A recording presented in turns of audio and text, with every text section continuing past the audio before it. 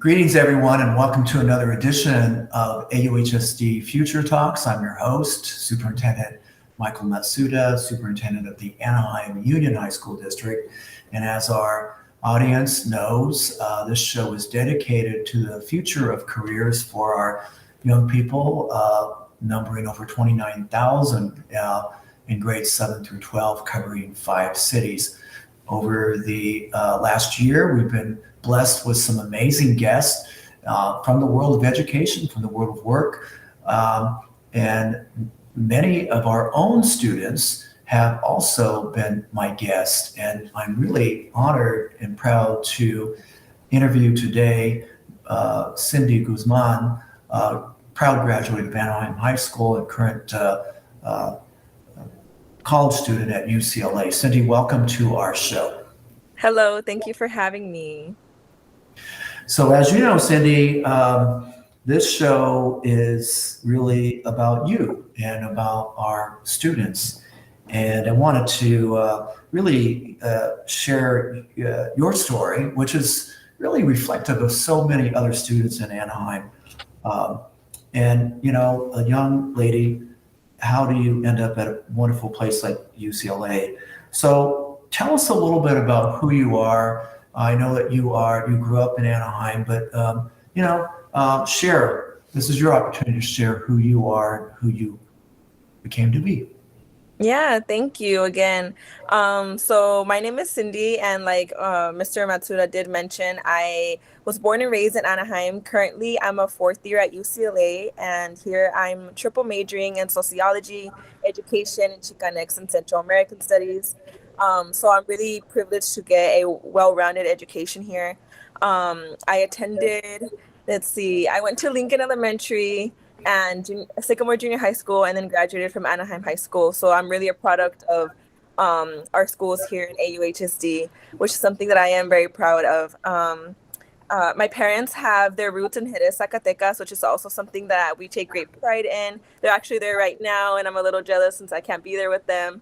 But yeah, I think my next steps from now are pursuing my master's in school counseling with the LPCC emphasis, which stands for a licensed professional clinical counselor, in hopes of coming back to AUHSD and serving the population that reflects myself. And that's something really important to me because I want to be able to be a role model to students as well, showing them that people who look like us and speak like us are in these institutions and doing great things, and they can do that as well. So, you know, I got a random message from a professor at UCLA who said, oh my gosh, I've had this Anaheim student who in all my 20-something years of being a professor, I've not met someone of this caliber. And it turned out to be you, of course, Cindy. And Cindy, as a student at UCLA, was sort of bragging or talking about her experience at Anaheim High School District and specifically at Anaheim High School. Could you share your experience and your growth as a leader and becoming more aware of who you are as a young Latinx student? Yeah, definitely. And that course was actually with Professor Teranishi. I took Asian Americans in schooling, which I learned a lot. And I actually wrote about Mr. Matsuda for one of my essays, which is how like that conversation came about an Asian American thought leader in education. So he automatically came to mind. And I definitely think that the courses that I've taken have helped me in my journey to like realization, like my identity is what I closely align myself with. And I definitely think it was very difficult at first coming to UCLA, culture shock. Like the high school I went to, predominantly Latinx population.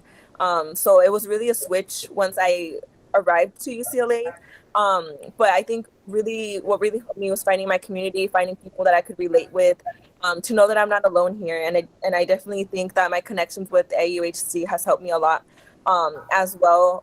And that one class specifically that we had mentioned, I talked about AIM and how I was able to intern at Kaiser Permanente and how that helped me realize that I didn't want to go into the medical field and that I wanted to pursue something else. But it was still that experience that helped me really get to where I'm at now. And yeah, I think overall I'm just really, really grateful. It's still a journey, figuring out like who I am and how I'm gonna fit into the education world, which is what I want to pursue as my career. But definitely something that I'm enjoying thus far.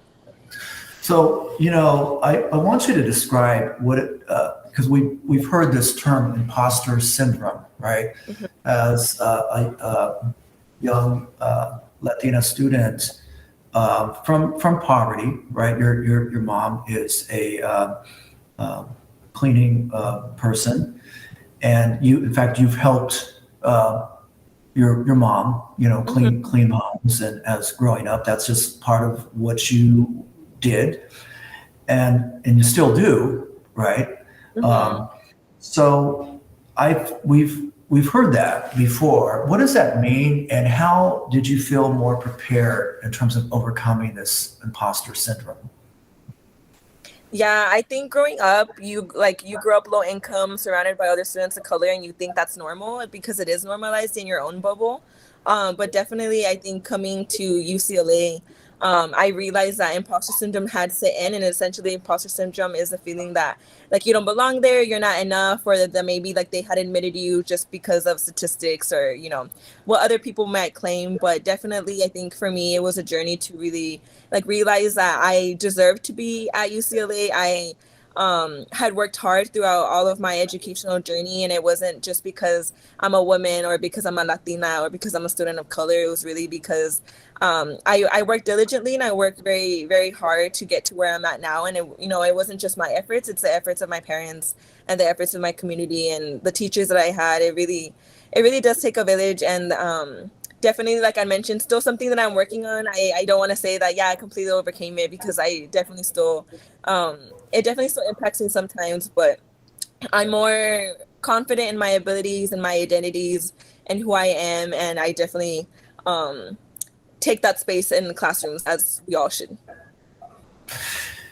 So, looking back, you did have enough teachers who challenged you with meaningful, challenging work, and because oftentimes we in education, especially with low income kids of color, sometimes teachers just want to be everybody's friend and not challenge them with the work, thinking they can't do the work, right? But at Anaheim, you had enough teachers that truly did challenge you and prepare you to overcome this imposter syndrome.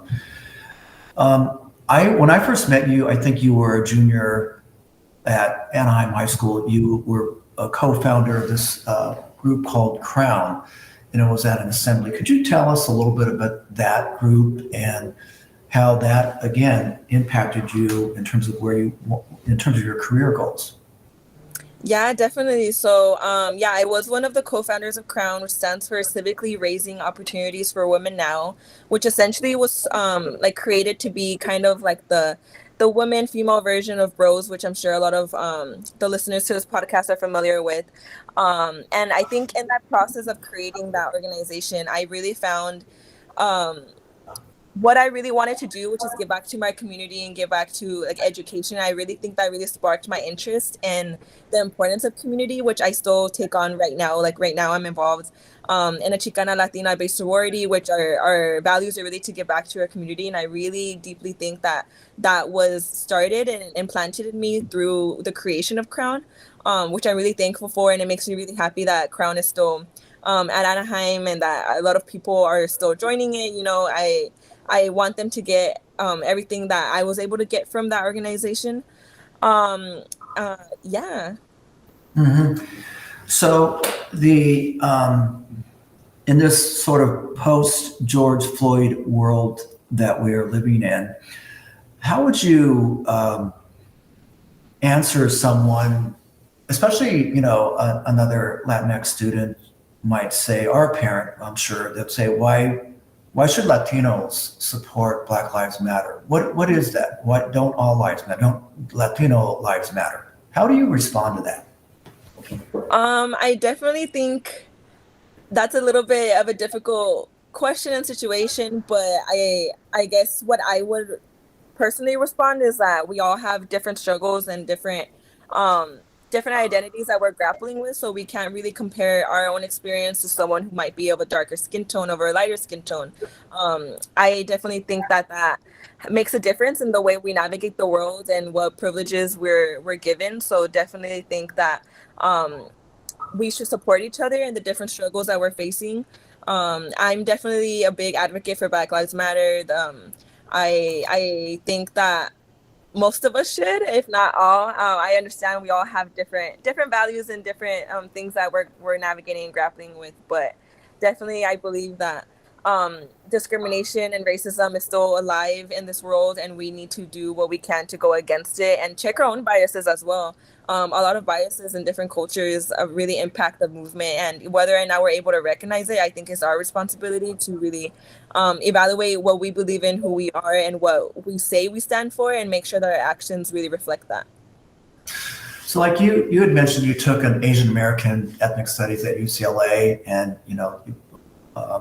one of your emphasis is on ethnic studies. Do you think that it's beneficial for white people, or you have an example of Latino taking an Asian American studies, but should white youth, should they be encouraged to take ethnic studies, and why? I definitely do think they should be encouraged to take ethnic studies, and not even just a white youth, but I think all youth, but especially those who may not be familiar with different cultures around them. And I think I took an Asian American Studies course because I wasn't too familiar with the community, and I really wanted to ensure that if I wanted to go into education, I was going to be able to serve a wide array of students, not just necessarily the community that I'm familiar with. And I think it'll help our youth be more empathetic and understanding of different situations if taken an ethnic studies course, as you learn more about the histories, the struggles, the discrimination and racism that populations and communities have dealt with in the past and are still dealing with right now. And I hope that more school districts implement the ethnic studies requirement for high school graduation, because I do definitely think that it would make a difference in our society as to how we respond to certain movements or certain communities and populations. With the advent and confirmation of Ketanji Brown Jackson as a new Supreme Court justice, it reminds us of the importance of gender in these conversations too. And I know that you and I have had some conversations about sort of toxic masculinity that exists in all ethnic groups, right? White, Black, Latino, and Asian, this sense of, machismo, right? Can you comment on that? Like how, as a young Latina, because you've had conversations in spaces, I'm sure, with Latino students, how are they addressing sort of toxic masculinity within this ethnic silo that we find ourselves in sometimes? Yeah, I definitely think that's an important topic and something that I'm very passionate about, as I believe in equality. I don't think that a man is better than a woman, or a woman's better than a man. And I definitely think toxic masculinity is something that is deeply ingrained in a lot of cultures, especially that Latinx culture. I think growing up, it was really ingrained into the way that I was being raised, and just because my parents, they had different traditions, different values, how they were raised. And it wasn't until I got older that I was really able to identify hey, that's not okay, or you're treating my brother differently than you're treating my older sister. Why is that the case? So really being able to identify that, and it wasn't really until college that I had the vocabulary to really identify what was toxic masculinity, what is machismo, how is that relating to culture and language, and all of these different things. So definitely now those are important conversations that I have with my parents, or at least I try to have with my parents, and that I have with my peers, and it's really surprising, but at the same time not surprising, as to how many of us have had similar experiences with toxic masculinity, and that's not even just women experiencing that. Males and men can also experience toxic masculinity being imposed on them. So I definitely think that's important to mention as well. So where does all this converge in terms of your career choice as a future counselor? I mean, Yeah. because sometimes here's the thing, Cindy, is that because I've had a chance to mentor people, young people, and of all ethnicities, but I think especially with young professionals of color, sometimes the system, they're afraid that, hey, I've got to leave who I am at the doorstep and be conformed to whatever that power structure is. Mhm. How is that, and what are your thoughts on that? That's definitely something that I don't want to do. I'm not a believer in, my job not affecting like who I am, or my who I am not affecting the job that I do or the work that I do. As a school counselor, I think one of my biggest goals is to be a role model for students, not necessarily obviously I want to advise them academically and all that good stuff, but I think also letting them know that, like, hey, like, I see my school counselor, maybe if it's like another Latina, she's like, well, she's a Latina, maybe that's something that I could potentially do. A lot of students, especially in low income areas, don't really have someone to look up to, or someone who, I know, like, I didn't have a lot of um how do I say it? A lot of figures in my life that had pursued higher education, that made me realize, like, hey, maybe I could do it too. And I was lucky enough to have my sister who had gone through higher education before me. But other than that, I didn't know anyone else who went to college. So I can only imagine those who don't know anyone. So I definitely think that's important. And I think it's important also to understand, like, the culture of the population that one is serving. So I think that's a responsibility on the educator's part to really be familiar with the community and the different struggles that they may face, because I don't think an educator can effectively do their job if they don't do so. Or at least I can't expect students that I'm servicing to come in and to school and completely forget about what's going on at home, or different issues going on in society. That's definitely impacts education, and something that should be handled with. But definitely, I think at times it can feel like we need to conform to, like, a cookie cutter version of what people think a school counselor is, or what people think a teacher is. But definitely, I think identity is something really big, and it's something that I for sure will not leave at the door. I'll take it wherever I am. And it's something that I think it also helps, since I'm really proud of where I come from and where I'm looking forward to where I'm going. So definitely think it's super important. Cindy, I've been so impressed with your maturity. I think when I first met you as a high school student, it's like, wow, she's like talking to an adult, someone who's aware of these layers of identity and culture.